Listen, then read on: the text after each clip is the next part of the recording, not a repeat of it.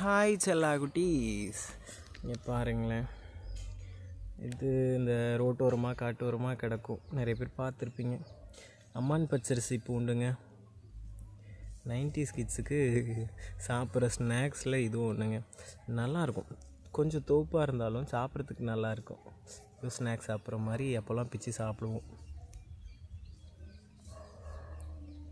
உடம்புக்கு ரொம்ப நல்லதுங்க. நிறைய மருத்துவ குணம் கொண்டதுன்னு சொல்லுவாங்க.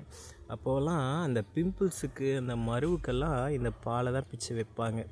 நல்லா கேட்குன்னு சொல்லுவாங்க. வச்சுக்கிட்டே வந்தால் மறைஞ்சு போயிடும் அப்படின்னு சொல்லுவாங்க.